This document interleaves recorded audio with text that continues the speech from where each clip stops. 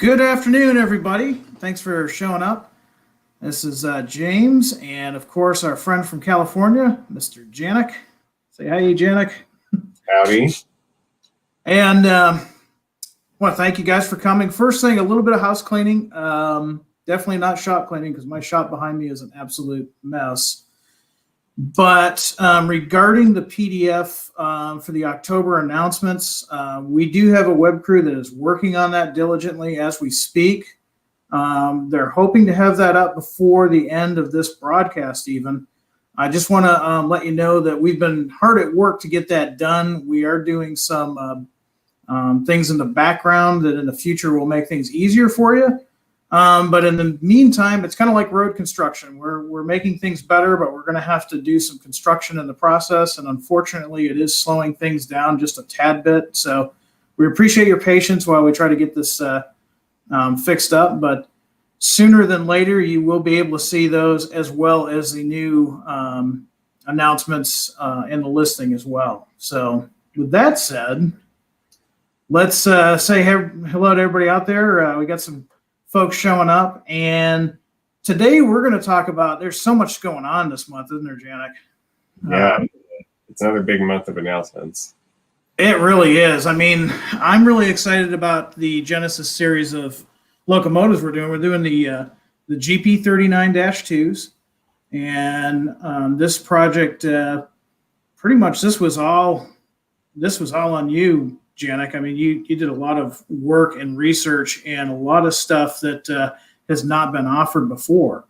I tell you what I'm going to do is I'm going to go ahead and I'm going to start bringing in some pictures, and we're going to talk a little bit about the Gp39-2, and then Janet's going to share just some of the features that this 39-2 has and why you're going to want to have this this neat layout locomotive on your layout. Let me go ahead and bring that up. Yeah, this group of Gp39-2s that were originally owned by Reading, they had quite a few different paint schemes that were applied to them over the years, and they didn't all get painted in the same schemes at the same time. Keeping track of it is can get pretty complicated. With the dates and all that. So. It really is, and I mean that's where the hard work is really undertaken. It's easy for us to sit back and say, hey, can you do a Gp39-2? Okay, which one do you want? Well, I want a D&H one. And Janek would say, which one? Again, which one do you want? Exactly. And you know, myself, I mean, it's hard to keep up with all of the different locomotives, all the different eras, and all of the different, these locomotives originally went to, they were only sold to 5 railroads in the beginning and 2 industrial railroads. And then from there, they just kind of dispersed. Like you said, you've got the Reading, which those went to D&H, and then they eventually went to CSX.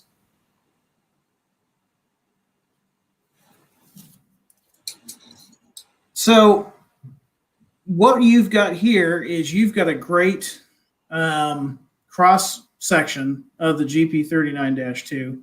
You've got the Reading up top here as it appeared from their 1974 delivery. Yeah, and like we said, those were some of the best units available on the Reading at the time. They were rostering a lot of older units that were unreliable, and when these things showed up, it was like night and day. Yeah, this was modern power for this line, and unfortunately, it was rather short-lived.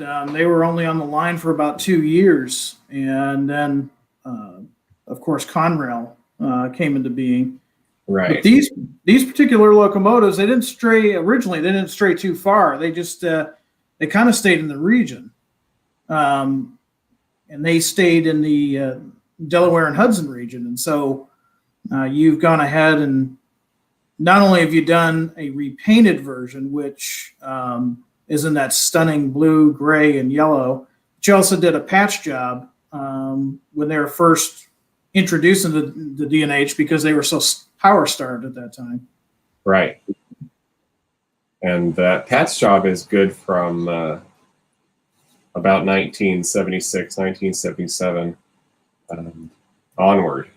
The blue and gray repaint are a late 1980s paint scheme. And again, Janek, with the Genesis locomotives, it would be so easy for you guys to just paint these over, but it wasn't quite that way. You've once again, the details on the models represent not only the current road, but the current era that is being modeled. Yeah, we agonized for a fair amount of time about which D&H patch version to do, because no two were alike, really. And we found one unit that had been painted into the D&H solid blue scheme, and almost all of the blue paint had worn off to show the red and green underneath, but it still had all the yellow D&H logos on it. We're like, oh, that would be so cool. That would be so cool to do. But who would want it? D&H guys wouldn't want it because it's green, and Reading guys wouldn't want it because it says D&H. So yeah, it's sometimes it's hard to kind of gauge what folks want. And again, that's why we read your comments. 20, 30 years ago, who would have thought somebody would want to model Penn Central or Guilford Rail or something of that nature? But we're seeing comments like that. But you're absolutely right. I mean, the D&H purists, they really like that traditional D&H paint scheme, and not so much of the solid blue and yellow. You and I like it. It's kind of a cool. I like it. Yeah. D&H guys, not so much. I mean, and you'll see that across the board with a lot of railroads. But here you've got a great cross section of railroads, and certainly appropriate for those two different dates. Now, and speaking of two different dates, again, you've got the same railroad, but you've got slightly different, very minute, but there are differences in the paint other than it being weathered. Yeah, when you're dealing with locomotives that are secondhand or third hand or fourth hand on their future owners, either through mergers or buyouts or expiration of equipment trusts or what have you. The story with these units is that they were ordered by Missouri, Kansas, Texas in 1984. And sort of just like the Reading, they were some of the best units available at the time on the MKT, and they were used in all different types of service. But that was for a pretty short time period, because in 1988 was the acquisition of MKT by Union Pacific. And they started to repaint these into the gray and yellow scheme, the Harbor Mist gray and Armor yellow. So the 1210 that you see there at the top, that is basically its first Union Pacific paint scheme that it ever wore, and it still wears it as depicted in this version. Whereas the 1216 down below, that is a repaint, a recent repaint with the lightning stripe and strobes on the cab for remote control operation.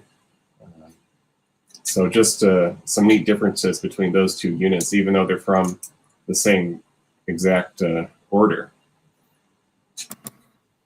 Yeah, and it really does. I mean, especially if you're doing modern railroading and you've got a locomotive such as this, you really kind of have to look at the lineage almost. Some of these second generation locomotives are sometimes on their third or even fourth owner. And it's not as simple as it was in the old days to just take a shell of a, say, GP38-2 and say, Union Pacific had these and just paint it. Now you have to really see what the lineage of that locomotive was, and that's where the Genesis line really shines. You've gone ahead and put the appropriate details and done the research for the modeler. Yeah, it's not just the body details that are important. It's the paint nuances, where the red stripe hitting at different places on the hood, the spacing of the Union Pacific lettering, and different warning labels and logos. It all comes together on these. Yeah, definitely a lot of research. Speaking of lineage, here's BNSF, and I'm going to let you talk about this because when you and I were talking about the BNSF models, there's a lot of research you did there. Now I know that both Burlington Northern and Santa Fe were the original owners of GP39-2s. So after the merger, it was no doubt that it was going to end up being BNSF locomotives. But tell us about what you guys did in the research and what you did for details and paint and such with these. Well, it was an open-ended project. I looked at my list of projects and it said, oh, BNSF GP39-2s.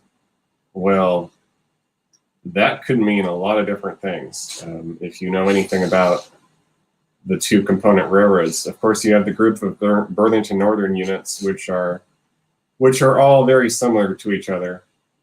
But then you've got Santa Fe, which I believe has examples of every different production phase. And then they have some rebuilds that were rebuilt in-house by Santa Fe, which are different still than anyone else's. So it was really kind of a difficult decision to decide which ones to do. I settled down on these phase 2 units here because they've always been some of my favorite ones. They have all the equipment is pushed back basically 3 feet from the cab, but they haven't yet received the silencers or the Q fans that were on the later versions. So it's sort of a in-between version that we have here. These are all former Santa Fe units, fairly obvious for this 2864 that we're showing here. But on the 2867 there, which we showed last week, that one's been fully repainted into Heritage 3. And so, again, just like with the UP, you'll be able to run a patch faded Santa Fe unit along with a freshly repainted BNSF unit in the same consist, which is prototypically accurate for most cases. Yeah, I love the way we're getting some comments too from some folks out there. They're liking the weathered Santa Fe yellow, and it's so true to form. I mean, a lot of these had a few years under their belt when the merger happened. They were hastily applied in the shops of just stencil kits, and of course BNSF has done a renumbering program at least 2 or 3 times that I can remember. Yes. And you've simulated that here with almost 3 different shades of Santa Fe yellow.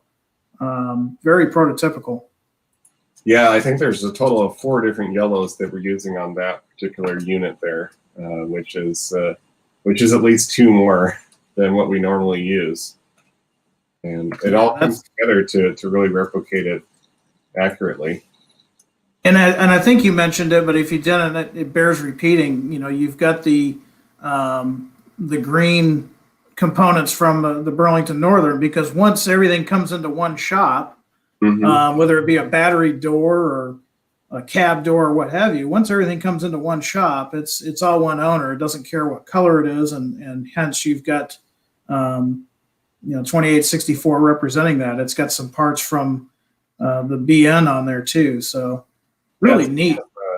It's got that green plow and the green air conditioner unit, which are replacement components in the shop, and the shop doesn't care what color the item is, as long as it works, then it's going to be replaced.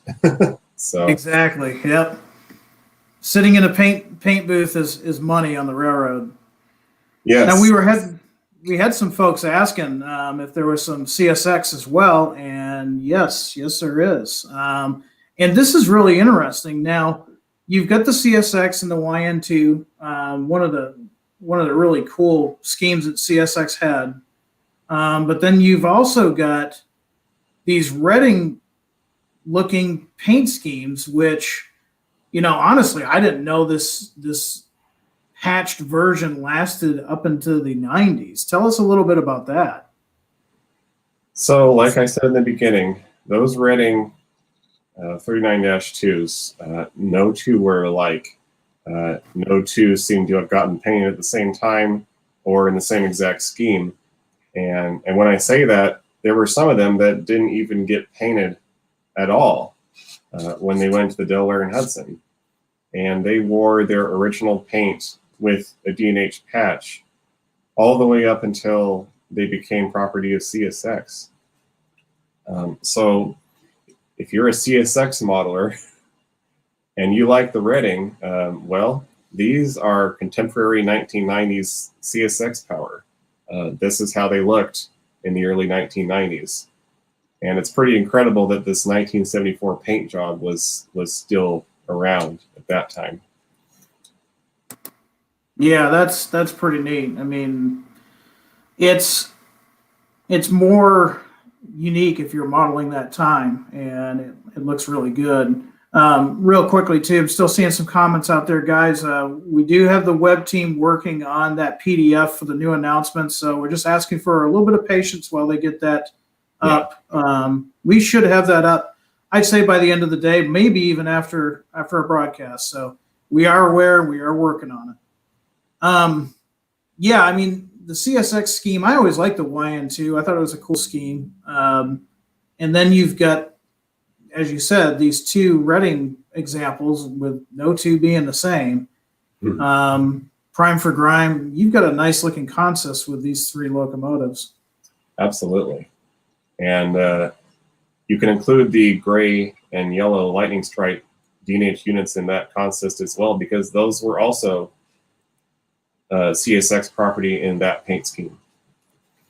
Well, that's really cool. I'm going to find some pictures. Tony Cook, once again, was nice enough to share some pictures with us. I've got some pictures of the GP39-2 prototype anyways, in their natural environment, and I'll go ahead and bring those up. Let's see.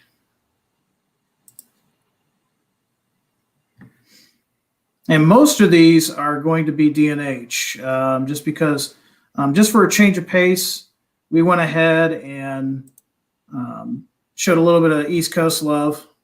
Not sure who in Athern would do that, since it's all West Coast and Central. But anyway, somebody decided to do some East Coast love. Let's see. Must be that transplant. Well, we do this. I mean, that's an East Coast, pretty much East Coast only, although I have seen one out here, so maybe I should take that back. There you go. Yeah, it doesn't really matter. They end up being everywhere. Yeah.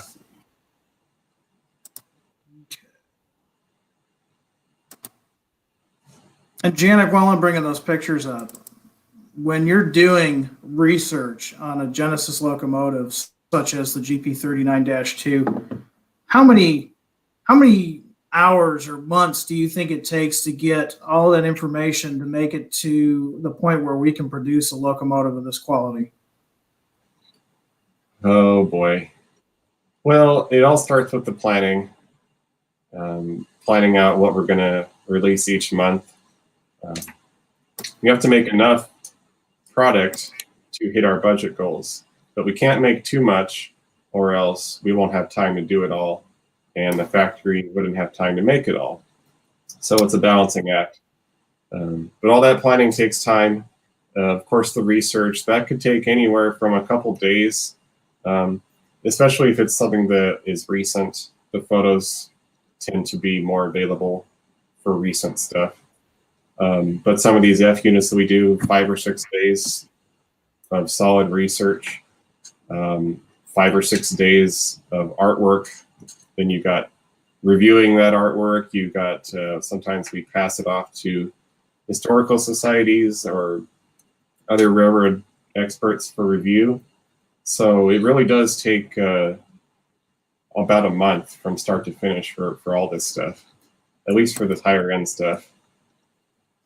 Yeah, no, it's a lot of work, and I know in my past doing custom paint that it was definitely research was the biggest thing. And if you took a model to a contest or just a show and you hadn't done your research, we modelers have a way of finding that stuff out and bringing it to everyone's attention.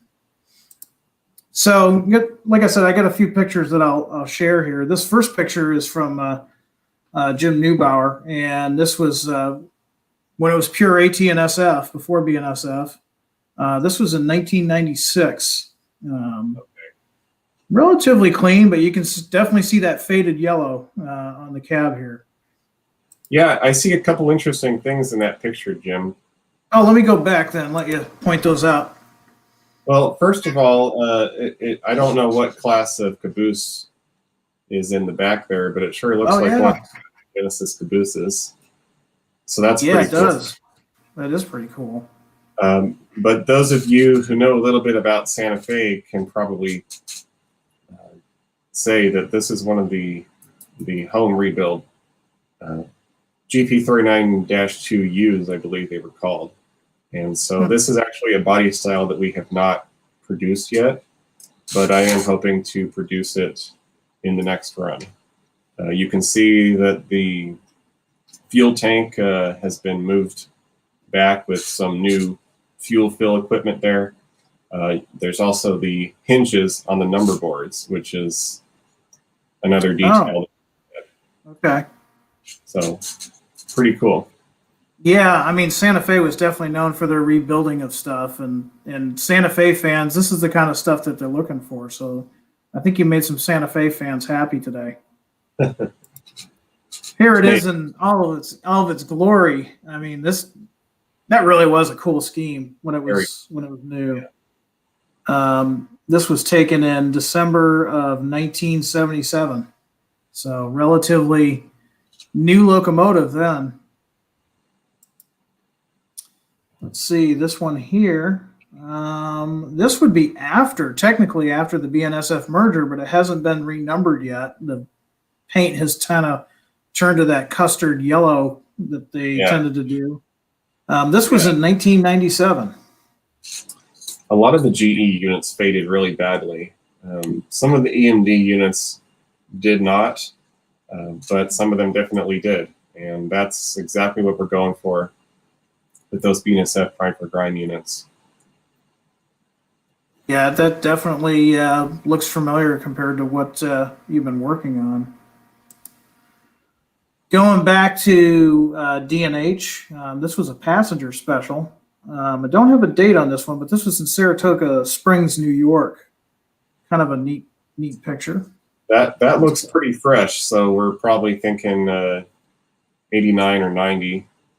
Yeah, I see the ditch lights, and I know D&H was an early adopter of that. So, yeah, I think you're right. That's pretty fresh. That's a neat little train there too. That is very cool. Everything. Yeah. Let's see. This one here, this is another fresh one because you've got the ditch lights. Ditch lights are a little bit different. Yeah, look at that. 7407. What's that? There's not even any dirt on the trucks. No. I think my biggest rail fanning regret was I wasn't old enough to photograph the Delaware and Hudson PA-18s, or the Baldwin Sharks for that matter. The Sharks, yeah, the Sharks are cool. 7411. We're in a little bit of grunge. We're looking a little earlier here. This would be in 1982. Okay, I was going to say, because you got the solid blue unit behind. Yeah, and again, I mean, of course, I like blue dip Boston and Maine and simplified paint schemes, anyways. But that's still eye catching for its time. It was a nice homage to the Reading, but with the D&H flavor. Exactly. I enjoyed it. Yeah. This one here, 7602. It's got some fading going on. Look at that fuel tank. It is really faded. Wow. This is in Binghamton, New York, in 1983, And again, there's that the other D&H scheme, like you were saying, the hybrid of the Redding and D&H. Yeah, it's just, especially that light gray. It didn't take long for that to weather. The Avalon blue did okay, but even in this case, if you look carefully, the shield is starting to really wear out. Mm-hmm. Very cool. This next one is in Bethlehem, PA, 1977. There's one of the patch Reddings right there. You can just make out the D&H.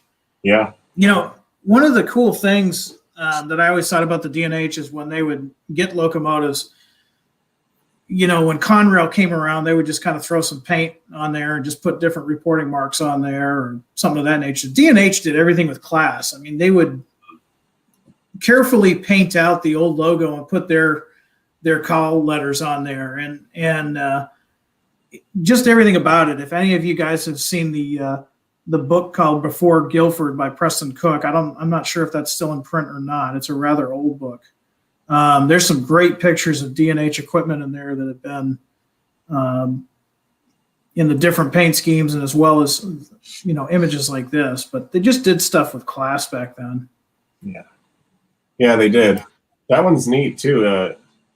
If you go back for a second, I noticed a neat little detail.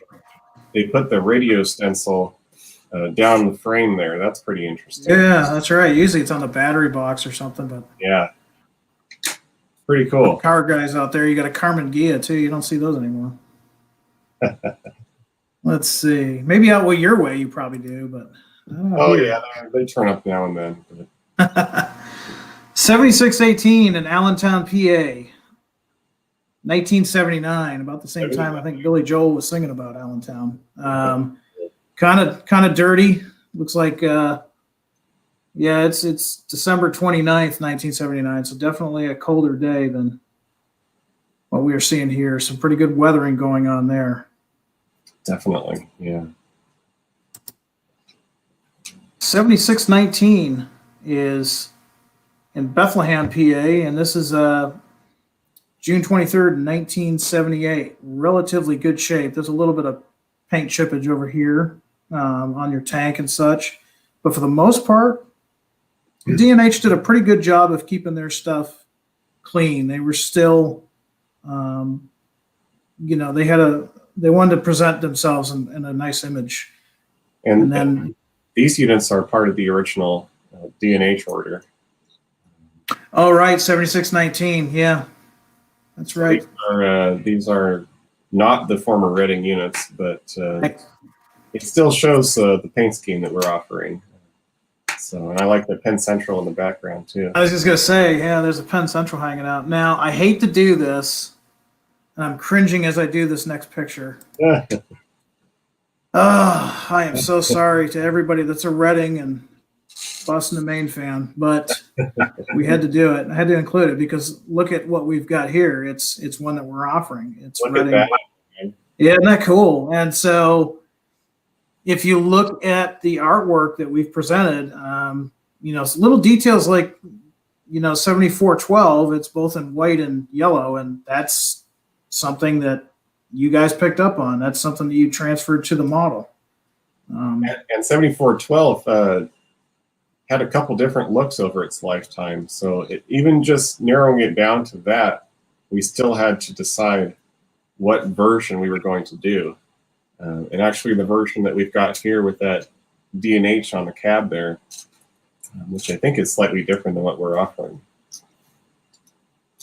Yeah, I think it is a little bit. And I mean, that's the thing that a lot of guys that, you know, need to remember too, is especially in a situation like a merger or a buyout or anything like that, stuff was subject to change very quickly. So that's why if you look at our PDF, you'll see an error and it will say, you know, 1970 to 1976 or something of that matter, because we have to research to make sure that that locomotive appeared that way during that timeline. Yeah, exactly. There's a lot of work that goes into this. It's fun, it really is, but we want to make sure that we get you the right stuff to model. And as Janek just pointed out, this one from at first glance, it's like, hey, that's the one we're modeling, but he can see the differences. So pretty cool. I've stared at these things for quite some time now. Well, real quick, we've got one more Genesis that we want to talk about, and I'll bring that up next. And that is our PC&F box cars. Tell us a little bit about these box cars, the prototype history of them. So PC&F is Pacific Car and Foundry, and they were a large freight car builder in their day. And the box cars that we have in the Genesis line are what's classified as RBLs, which are insulated box cars. And insulated box car is sort of a hybrid between a reefer and a box car. They don't have a reefer unit, but they do have insulation. They will keep the load in more consistent temperature than a regular box car, so they're good for lumber and canned foods and other things that are sensitive to temperature changes. They also usually have some kind of a plug door. Plug door is having a tighter seal than your standard rolling door. These particular cars have a 10-foot 6-inch plug door, the ones that you're showing here. And they have an outside post construction on these cars, so that makes them pretty distinctive looking as well. Yeah, I'll zoom in a little bit. And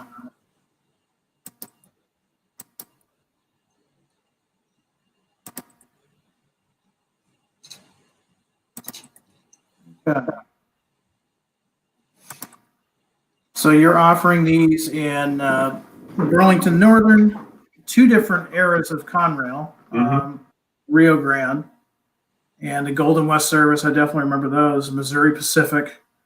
The Frisco ones are kind of cool.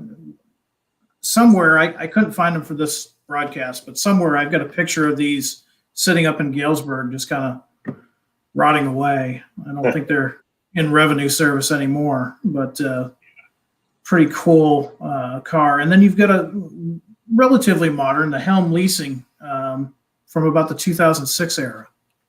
Yeah, I'm not sure what the story is on that car, where it came from. It also looks like Illinois Central paint. I don't remember if Illinois Central had these cars or not. They might have. But this car has been in the Genesis line for a little time now, but it's still a really nice car. We got several different bodies that we can do on it. Here you see 2 versions of the Landistor car. The double door 8-foot, 6-foot, and the 8-foot, 8-foot doors. So 2 different versions there, and these are mostly lumber carriers that ran up in the Pacific Northwest and down into California. And for a while, I mean, if you're looking at trains in the 1970s up there, you couldn't see one go by without at least half the cars being evergreens, it seemed, for a while. Yeah, those were really common for a long time. Now, with that being said, again, Tony Cook was nice enough to send us some pictures, the prototype. Ironically enough, if I remember right, no evergreen cars in there. I'm going to double check. Let me get that folder up.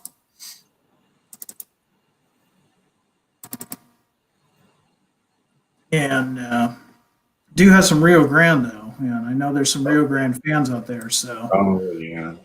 Let's go. Yeah, Rio Grande's one of those roads where it was a small railroad in size, but the fan base is larger than you might think, and it's very dedicated.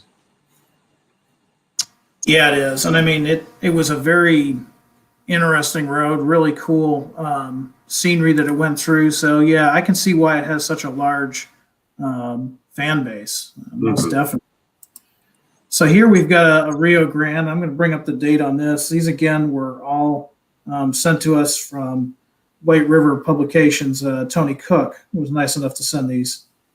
This was photographed in Dallas, Texas in 1980. So it's got some mileage under it. We can definitely see it's a product of its generation there. those were really common throughout the 70s and early 80s. Here it is, bright, shiny, and new. This one was taken in 1990, believe it or not. Wow. Yeah, that's mint. That must be an interesting story behind that one, because it looks like I would love to hear the story behind it. I mean, it basically, I just have Dallas, Texas, February 24th of 1990. Man, that's incredible. Yeah, that's very interesting. Some of the markings on that car are a little bit unusual. So yeah, it looks a little different. Way. Scene, yeah. This is more what I was, akin to you seeing, this grungy look. But again, different car, same example. This was taken in also in 1990, so it didn't fare as well as the other one that I just showed you. Yeah, that's more what I would think for 1990s Rio Grande. Yeah, I mean, even for 1990s, I think that's in pretty good shape. I mean, Now I was talking about the Frisco ones earlier. These are not the ones I took, but this is the same scheme, and it's very similar to what we're doing in the Genesis line. This one was taken in Texas in 1983. Okay. Look at the weathering on that one, man. That's so cool. All you have to do is give that a coat of weathering and then just wipe it off the ribs. And that's a really good one. Wipe it around your lube plates there, and you're pretty much ready to go. It's really nice weathering. Go ahead. Oh no, I was just admiring what you were saying. I mean, this is the kind of stuff. These are the kind of pictures that you use to, use as a reference, and it's just a good example. Definitely. Let's see another one, and this one is also in Texas. This was in 1983, so very similar to the previous one. And this was in, of all places, Springfield, Massachusetts. Wow. Not too far from the Amherst Society's big train show that they have every year. Yeah, that got some mileage on it. So you don't have to be a Frisco modeler to use these things. I mean, these showed up coast to coast. Yeah. You talk about the weathering earlier. Check this out. You can really see it in this light where the door has been. The weathering is slightly darker where, because of the sills for the door, the tracks. It's a pretty good example of some boxcar weathering for you guys. Let's see what else I've got. Good thing about Tony is when he gives us pictures, it's like a cornucopia of all kinds of cool things. It really comes through. SP fans are going to love this. This is really nice. I mean, this looks mint. This is September 23rd, 1980. Okay. So there's another version. This one here was in Denison, Texas, and it's 1980. That's pretty fresh. Doesn't get much cleaner than that. Not really. I mean, you can almost smell the paint. Yeah. Now here is a very cool cotton belt, and nice. I love the weathering. Man, I'd love to do weathering like this on some of my N scale stuff. That's amazing. This was in Dallas in 1990. Okay, I was going to guess like 88 or something, so I wasn't too far off. No, you weren't far off at all. It's still, you can barely see it, but it still has the refresh my memory on that again. I should know this since I modeled the 70s. It's an ACI plate, automatic car identification. And we see right here why that didn't work out. Yep. I think I was reading they had like a 70% successful readback on those. So almost 1 out of every 3 cars they couldn't read. That could be a big problem. Yeah, that would not be good.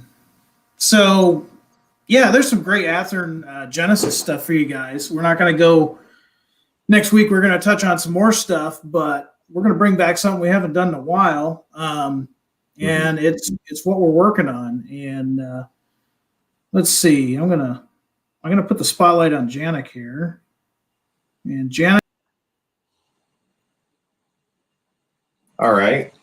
So looks like it's all me. I'm going to share my screen here, Jim. So hopefully you can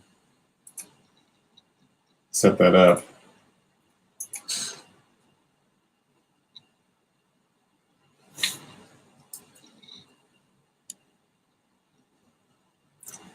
So I want to talk about this model right here. I'm working on a little Santa Fe train here. My goal was to have a train that fits inside one A-line box. An A-line box generally holds about 8 passenger cars. And so I was like, all right, well, what kind of train could I have that would fit in that box? What about a Santa Fe San Diegan? That would be cool. They ran pretty short trains. The power was neat, F units, PAs, you know, different power for a while. So this right here is an Athearn blue box PA. And I know what you guys are thinking, like, hey, you know, why don't you get a Proto? Why don't you get a Rapido? Why don't you get a Walthers? You know, there are better models of the PA that are available. And yeah, there are. But I kind of enjoy the challenge of taking something like this and bringing it more up to today's standards. So as you can see, this thing is bone stock.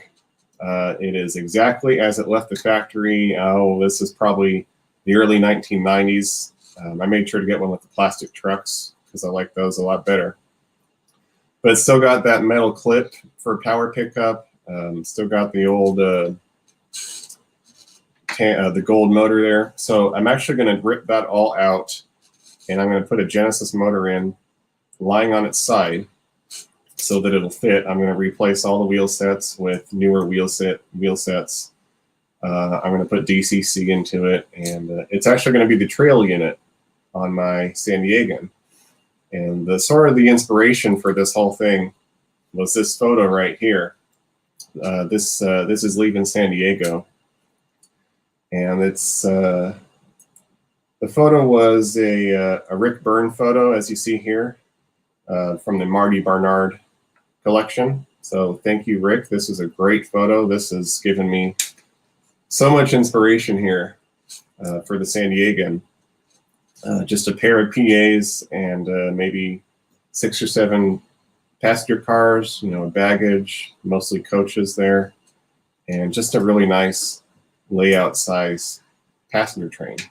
So that's sort of what I've been working on, something to take to operating sessions or take to a modular event, and something that's going to stand up to some handling and some transport. So that's sort of what I've been working on. So I'll throw it back to Jim and we can look at what he's got.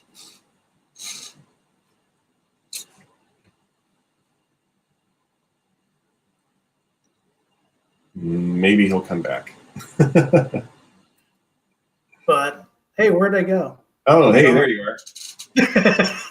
Yeah, so I'm out of frame because I just want to show you what I'm working on. It's kind of small.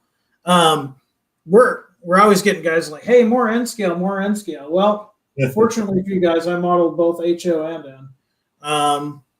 Just wanted to let you know, for guys like me that are into the 1970s, these Penn Central box cars, these are the PS1 50 footers. They are in stock on our website right now. If your dealer has run out of them, if you didn't pre-order, and if you're a 1970s modeler, you should have ordered these. They are in stock right now. These are really cool. Yeah, those are nice.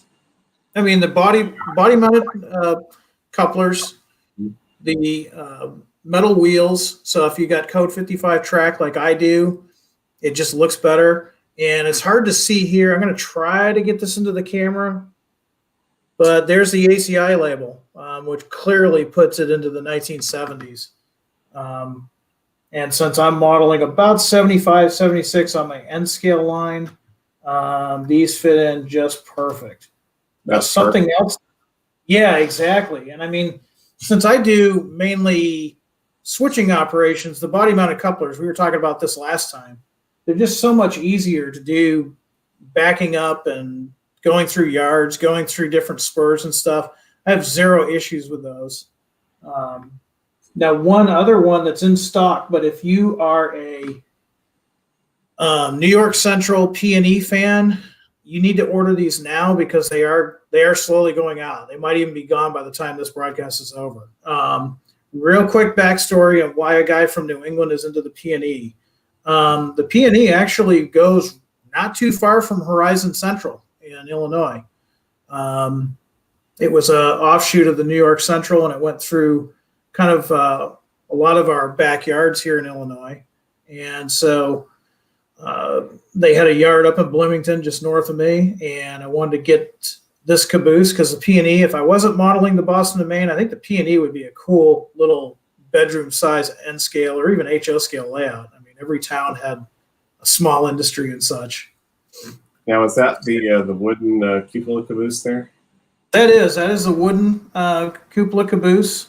And again, you're going to have the nice metal wheels. You're going to have the body mounted couplers. The only thing I've got to do to these two items, and I mean, I'll probably just run the caboose with what I really want to run the caboose with is a pair of torpedo tank GP7s in the lightning strike paint scheme and just relettered for P&E. But pretty much all I got to do with these is weather them. And for my era, there wasn't a lot of graffiti or anything on these cars. So that's great. And we're probably going to see a review of the P&E caboose here pretty soon. So N-Scale guys, we haven't forgotten you. We do offer some great N-Scale stuff. We'll show you a little bit. And also I'm working on, I don't really have anything to show right now, but there is a N-Scale layout that I'm working on that I'll share with you guys every time we do what we're working on. Next thing I'm going to show you, and Janek, I'm going to push myself out of the picture here real quick so I can move out of the way.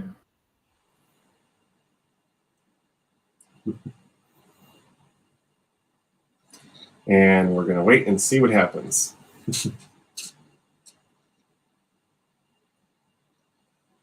And I know that you guys have a lot of good questions for us, and we will get to that towards the end of the show. Well, thank you for what we have here. And Janek, I'm just going to zero you out here real quick. Sure.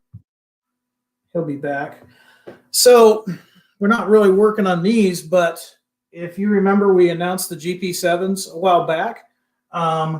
These are going to be in stock in early November. So for the guys that ordered them, they're going to be here in early November. There will be some stock left that you can get through your dealer, but they're going to be really hard to get. Now, I've got two examples here, two of the Main Central examples and one of the Weyerhaeuser company.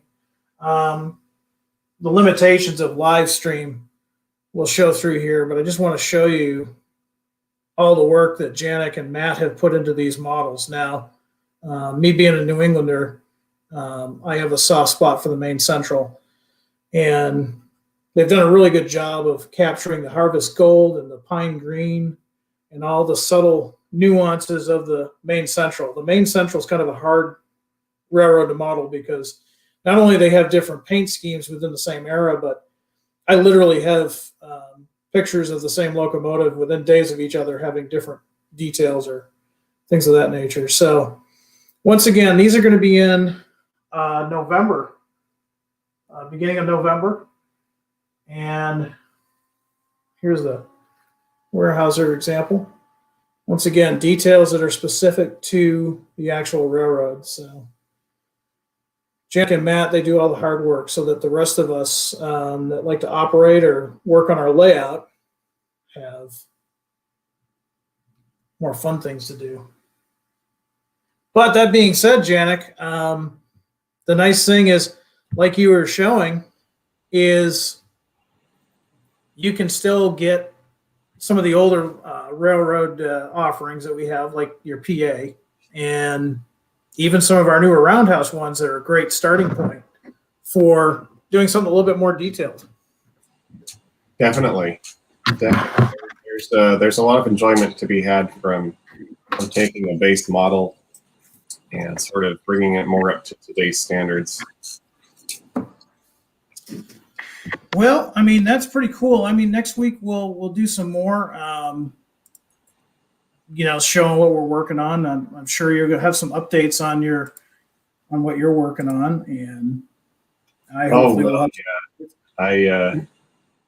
do a lot of freelance equipment for the train club's home road, so I might show some of that stuff. Not sure how you guys are going to react to it because it's not real, but I might show it anyways because it's kind of cool. So we'll see. And then if I get completely ridiculed, then I won't ever show it again. So I don't know if the crowd's that tough. I mean, I think there's a lot of freelancers out there. I think you're in good company. They're out there. Yeah, definitely. Well, what do you say we take some questions? And last week I know we had a lot of people ask for us to answer them. We try our best to get everybody on there. And I'll be honest with you, I don't know about Janek. I'm human. Maybe Janek is part Android. I don't know. But we try to get as many comments in as we can, or stuff that's applicable to what we're working on, and we don't always get them. So don't take offense if we miss you. You can always comment too on Facebook. Myself, Janek, Matt, some other folks. We're always looking at Facebook because, I mean, besides talking about trains, what else is there? I mean, it's a fun hobby. It's probably what is it? Ken always says it's the best hobby in the world, and I agree. So let me get. I think I got Galesburg up here. I'm gonna. Yeah. Oh, I gotta hurry because there's something cool happening. Yeah, and we're a little bit behind schedule here. So if you want to go till like 2:40 or 2:45 while we take some questions, that's okay with me. So. Okay. Yeah, not a problem. So let me share this screen of Galesburg, Illinois. Yeah, while you're getting that up, I notice a couple comments that I'll just address here. Brendan Perkins is asking about the Amazon and the Walmart containers and trailers. Yeah, we're still looking into that. We haven't heard anything back yet, but we'd like to make them, so we're still looking into that. Let's see. Tom Murray is asking for the D&H 7600s, and after seeing those photos, yeah, I'm interested in those too. There are some parts that we need to tool so that we can do the fuel tank correctly. I'd like to get it correct. So we'll see if we can get those on there. And then I got a few guys, Joel and Cyrus, asking for the BA&P and the Chehalis Western 38-2s. I've seen photos of those. Those are real sharp looking engines, and I would like to do those. So stay tuned. Here's one that I'm kind of interested in as well. This one comes in from All Ohio Rail Fan. Any chance we could see some high hood GP35s in Norfolk Southern and Wheeling and Lake Erie? That'd be kind of cool. Is that something we can do? The high nose 35 is not currently something that we have, but it's something that we've been getting requests for. And I don't know. I think Proto or Walters was able to do a few of them, but it seems like they missed a few paint schemes too. So yeah, it's one of those things where we have the technology, to quote an old TV show, but the biggest thing that we have, time is a huge constraint. There are so many projects. We have a lot of people asking, hey, where's Matt?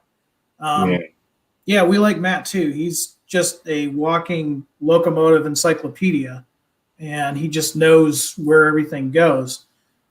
But as a product of that, he's right now working on one of umpteen projects. And so we just can't always have him. Now, that being said, we're going to have him at least probably once a month so you guys can see what he's working on as well. But that being said, time is of the essence, and of course, cost is of the essence too. We want to make sure that we're developing products that not only are what you want, but at a fair price that you feel comfortable paying for. Yeah, that's a good point, because if it's going to be way too expensive, then it doesn't matter how nice it is or how much people want it. So we're getting some good comments now. What do you think, Jim? Well, I saw this one from Brian. He's asking, how about CNJ GP7P and GP40P? So some passenger stuff. Yeah, are you talking, Brian? Are you talking about? I think they've got a couple heritage units in CNJ that are running around right now, or are you talking about actual CNJ units from yesteryear? So let us know. Yeah, give us some more info, and we're definitely listening. Matt's busy working on the new Genesis ST9s, right? Yeah, in Burlington Northern only. Well, no, CB&Q. I can tell you that he's working on something really hard right now, and we're going to have something big coming up. That's all I'm going to say at this point.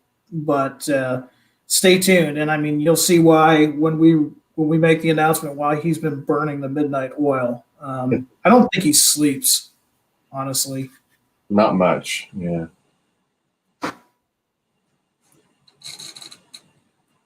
Not much.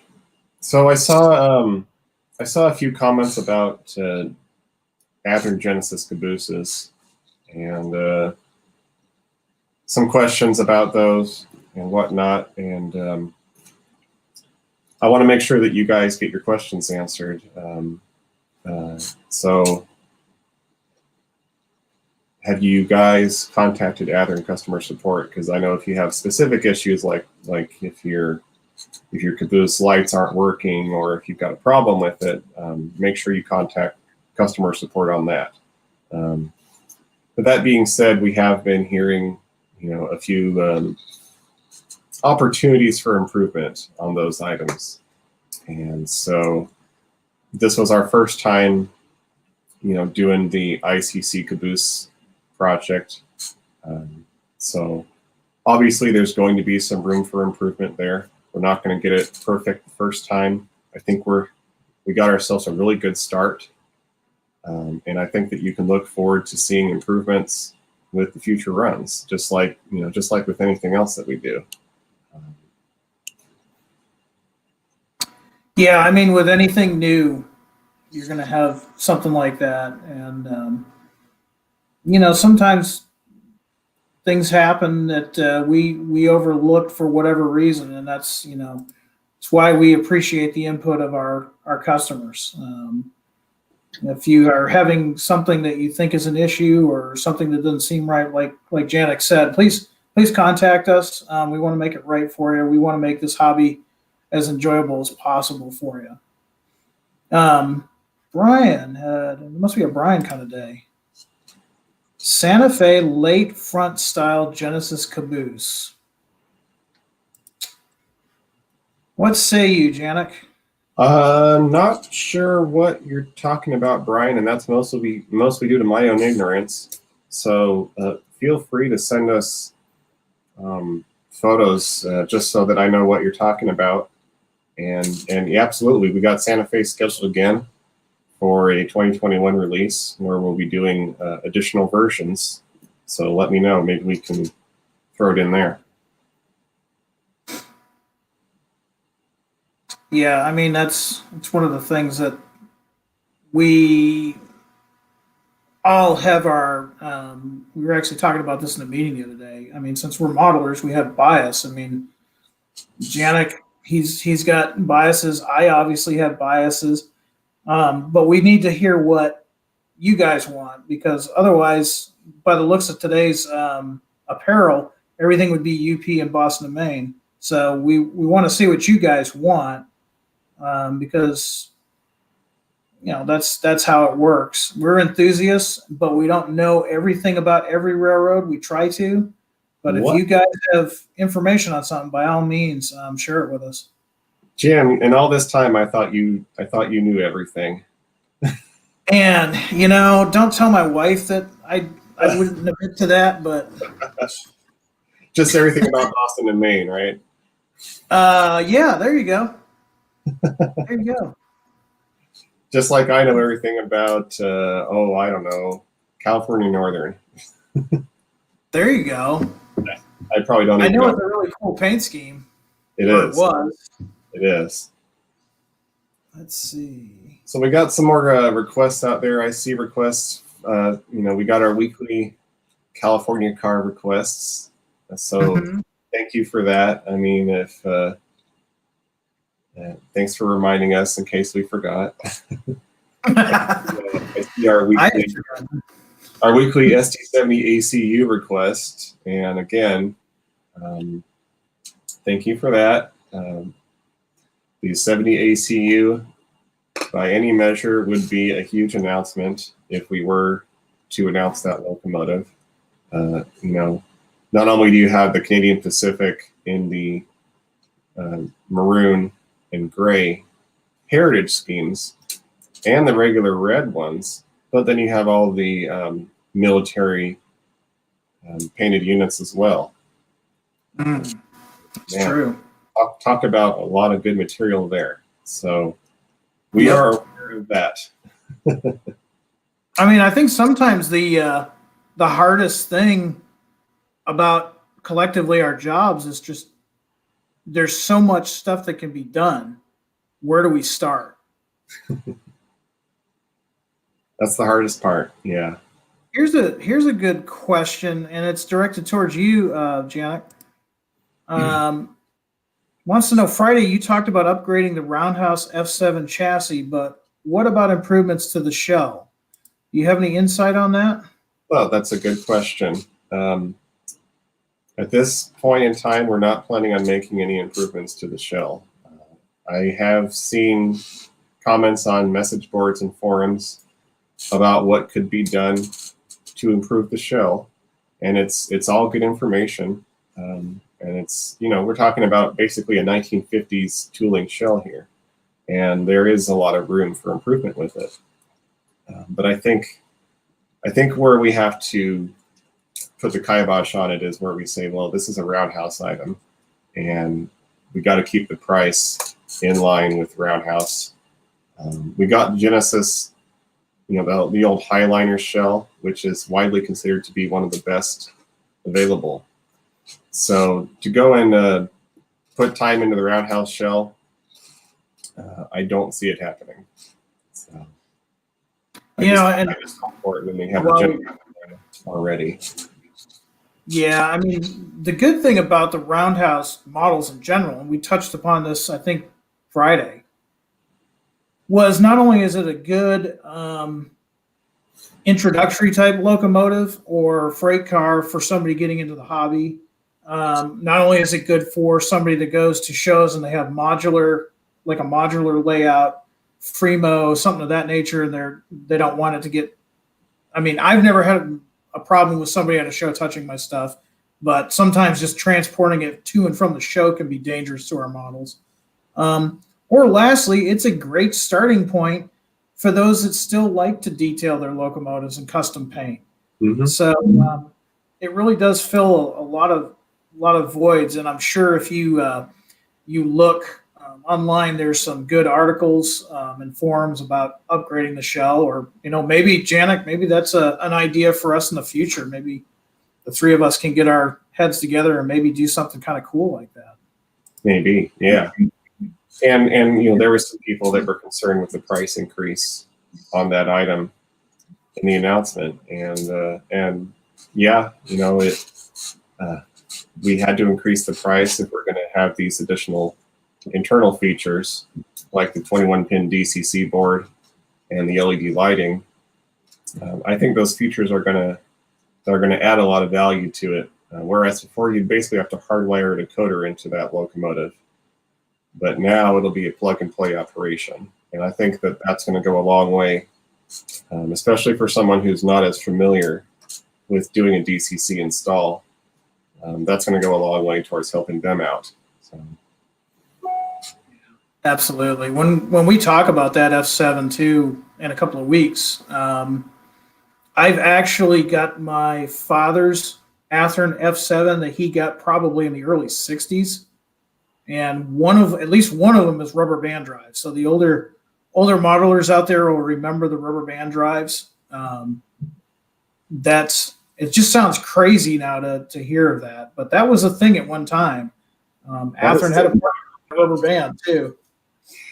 Man, and those things would run 60 miles an hour in real life, probably. Yeah, it definitely gives a whole new meaning to wind it up and let it go. It's pretty cool. I'm a sucker for Bicentennials, so I've got to get Tim's question up here. MKT Gp40 Bicentennial. Oh, yeah. I mean, I'm all for it, but I don't know what's involved on your end. Well, Gp40, that would be a new one for us. That's not one that we currently have on the line. But it's probably been one of our top 5 requests that I've seen recently. And there are a lot of good road names that you can do with the Gp40 that you can't do with a 40-2. For example, I believe Rock Island, Milwaukee Road, and NKT Bicentennial. So there are some really good road names on it, and I'd really like to see us do it in Genesis or even 2.0.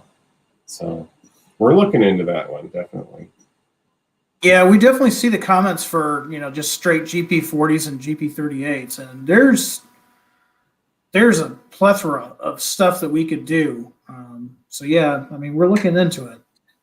I see a comment there that has piqued my interest. It's by Isaac Fabris, if I'm saying that correctly. Sorry if I'm not.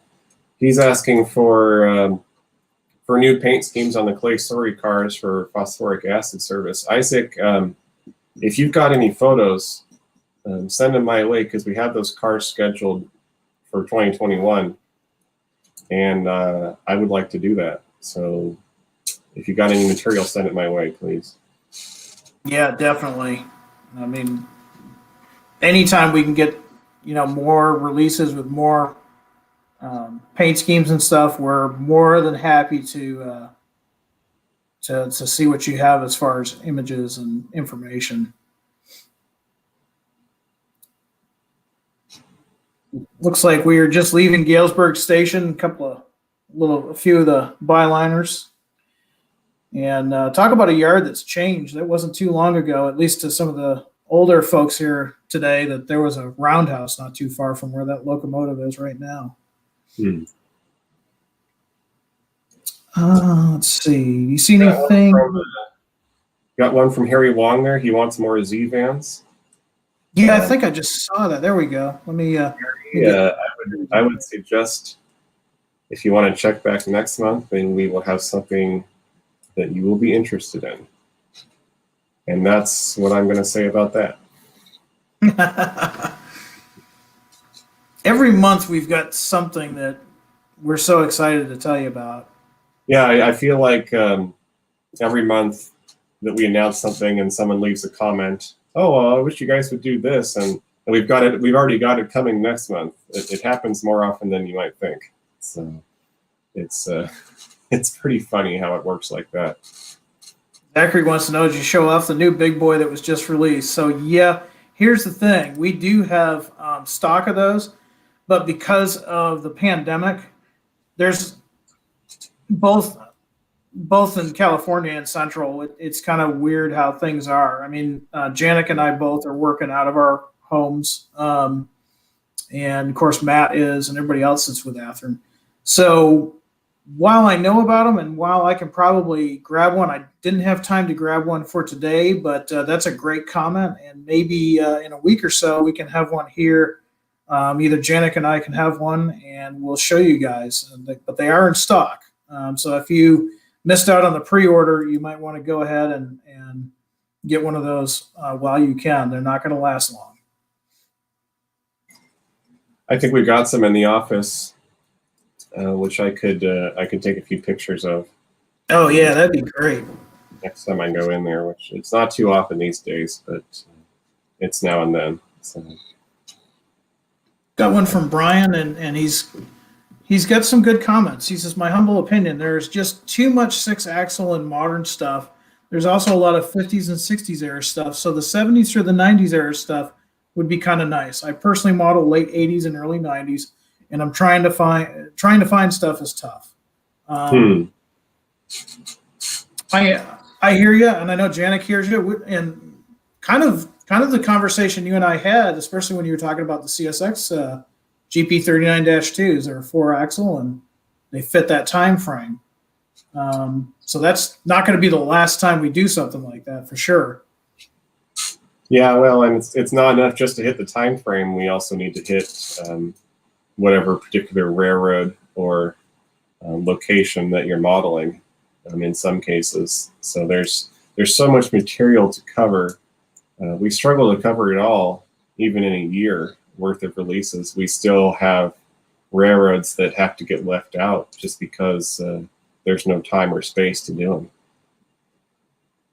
Yeah, I mean, there's so much, and I mean, again, comments like that, they do help. I mean, you can always email us, you can comment on Facebook. We might not get it done tomorrow, but it's something that we can put into our plan. In many cases, we make plans sometimes years in advance because there's so much involved. We have to. Yeah, we just have to in order for us to do it right. But keep those comments coming. We want to know what you guys want to model and what is important to you.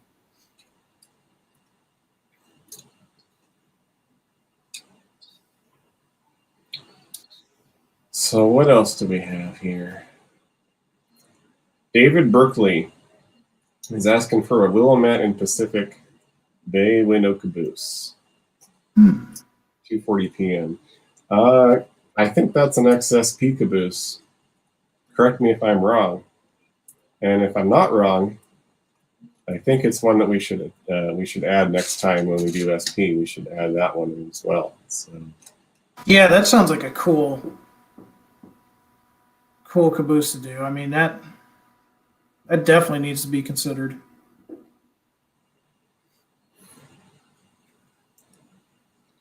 We're getting a lot of comments too. Chessie guys are hardcore. I mean, they're always wanting more Chessie stuff. So we keep that in mind. We have our meetings. we keep that in mind. So you Chessie guys aren't being left out. Trust me. Let's see. Yeah, that's always been one of my favorite logos. The cat logo, being a cat person. So there you go. It is a cool ski. I just like the colors too. Here's one from Hugo. Any new runs of the GP60Ms and maybe in an upgraded ready to run? It would be really nice to see a new run in both versions of BNSF H4. BNSF H4. Sorry, I'm not familiar with some of these names. I know that BNSF has a couple different versions of their paint schemes. So yeah. Let us know what Hugo, if I'm not mistaken, Hugo, I think I know what he's talking about because I got pictures of a ST60M right here in Galesburg a few years ago. And it's kind of like a hybrid version of the Heritage 2, Heritage 3, but in the black and orange. And okay. So it's interesting. Sometimes the class ones don't always follow their own rules or why it used to be the wide bonnet or the wide cabs rather got the Heritage 2 style with the cigar band and all that. And yeah, that doesn't always seem to be the case. But What's interesting is that none of the B units got painted in Heritage 2. Yeah, that's right. They didn't. Which, I mean, it wouldn't have been that much different from Heritage 1, but none of them ever got masking stripes to line up with Heritage 2. Yeah, it's still a cool railroad to follow and model, but to kind of agree with a few comments that I've seen in there, I don't know. It's kind of hard to beat that good old Santa Fe war bonnet.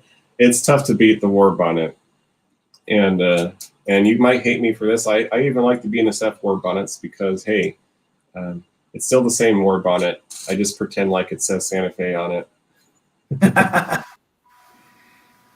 Yeah, their rail cam is zooming in on that Burlington 05. It's a beast of a steam locomotive. Yeah, that would be a great. Now, no bias intended, of course, but man, that'd be cool in Genesis line. Looks like they took the weather jacket off or something, or is that how they look? I'm not as familiar with the 05s as I used to be. I am a member of the CB&Q Historical Society, but my era on CB&Q is more post 57 when they went from the Blackbird scheme to the Chinese red. So when I'm modeling, and in fact, when the camera goes back, they'll show that caboose, and anybody that's a CB&Q modeler knows it's not called a caboose, it's called a way car. That's actually the caboose that's on my N scale layout that cool. I modeled Galesburg in 1967. Very nice. Let's see. We're getting some really good comments today, guys. We really do appreciate it because it makes it entertaining for us. We like to talk about this stuff, and we like to hear what you guys are working on too.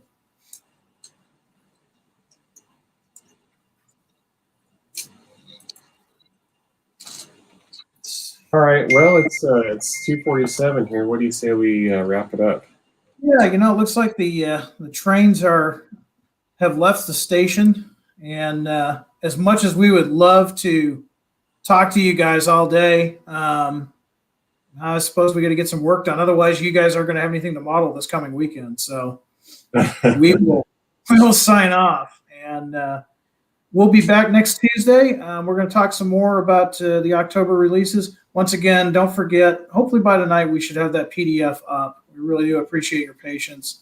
And we'll see you next Tuesday. It's a source of frustration for everybody, us included. Yeah. So we'll get that up. They'll get it up as soon as they can, like Jim said. Yep. So thanks once again, guys. We will see you next Tuesday. Like I said, we'll talk about more stuff in the October release, and we'll show you more on what we're working on. And stay tuned in the next few weeks. We might have a special guest or two. So keep your eyes peeled. Until then, be safe, stay healthy, and as always, high greens. See you guys later.